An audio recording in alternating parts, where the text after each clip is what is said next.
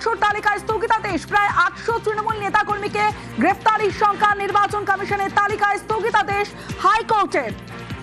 অনব রয়েছে আমার সঙ্গে।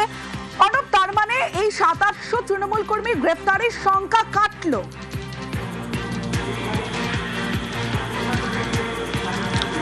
একেবারে তাই। এবং কমিশন যে ট্রাভেল মেকার বলে যে তালিকা প্রস্তুত করেছিল 21শে এপ্রিল, যদিও সংখ্যাটা যিনি জনস্বার্থ মামলাকারী সিনিয়র অ্যাডভোকেট কল্যাণ বন্দ্যোপাধ্যায় দাবি করেছিলেন 800, সংখ্যাটা 800 না, তার থেকে কিছুটা কম বেশি হবে, কমই হবে, এমনটা কিন্তু আজ সওয়ালে উঠে এসেছিল। কিন্তু সবথেকে যেটা বড় বিষয়, এই ট্রাভেল মেকার তালিকা অর্থাৎ ভোটে সম্ভাব্য গোলমালকারী যাদের তালিকা, সেই তালিকা কারা রয়েছেন? কলকাতায় সোনাপাপ্পুর নাম যেমন রয়েছে, একই সঙ্গে ওই তালিকায় নাম রয়েছে বেহালার যিনি বিধায়ক রত্না চট্টোপাধ্যায়ের। এছাড়াও একাধিক বিধায়কের নাম রয়েছে। এই বিধায়কদের নাম, উদয়ন গুহের নাম, আমি মাথাভাঙা রয়েছে এখান থেকে, এর পাশেই দিনহাটা বিধানসভার যিনি বিধায়ক উদয়ন গুহের নাম এই তালিকাতে রয়েছে।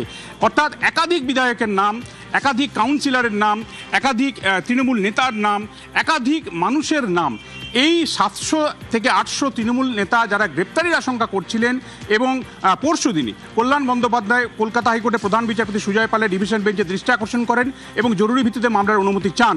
আজকে কার্যত ম্যারাথন শুনানি হয় এবং তার রায় কিছুক্ষণ আগেই সেই রায়ের কপি কলকাতা হাইকোর্টের ওয়েবসাইটে আপলোড করা হয়েছে এবং সেখানে স্পষ্টভাবে কলকাতা হাইকোর্টের প্রধান বিচারপতি সুজয় পাল এবং বিচারপতি পার্থসারথী সেনের ডিভিশন বেঞ্চ জানিয়েছে যে তালিকা 21শে এপ্রিল প্রকাশ করেছিল ট্রাভেল মেকার অর্থাৎ ভোটে গোলমালকারী সম্ভাব্য মানুষজন হিসেবে যাদের দেওয়া হয়েছে, সেই তালিকাটা আপাতত কার্যকর হবে না।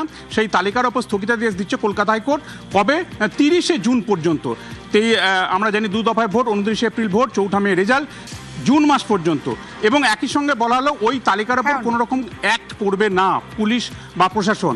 তবে হ্যাঁ, কলকাতা হাইকোর্ট এটা বলেছে যে যদি আইনানুগ PR অ্যাক্ট 1951 যে অ্যাক্ট অনুযায়ী এই ভোট পর্বটা হচ্ছে, পিপলস রিপ্রেজেন্টেশন অ্যাক্ট, এই অ্যাক্ট এবং BNS অনুযায়ী কোনো নেতা কর্মী, সেই যে দলেরই হোক না কেন, তিনি যদি কোনো অপরাধ করে থাকেন তাকে পুলিশ গ্রেপ্তার করতে পারে, সেখানে কোনো বাধা নেই। তাই এই নির্দেশ দেওয়ার অর্থ এই নয় যাদের রক্ষা কবচ পেলেন বা স্থগিতাদেশ দেওয়া হলো তাদেরকে আর কোনোভাবেই গ্রেপ্তার করা যাবে না, তারা নয়। যদি কোনো কাজে তারা বাধা দান করেন, অর্থাৎ প্রথমে FIR করতে হবে, আইন অনুযায়ী সেই FIR এর ভিত্তিতে গ্রেপ্তার হবেন, এমনটা স্পষ্ট প্রত্যক্ষ এবং পরোক্ষ দুই নির্দেশ বা পর্যবেক্ষণ স্পষ্ট করেছে কলকাতা হাইকোর্ট। বেশ।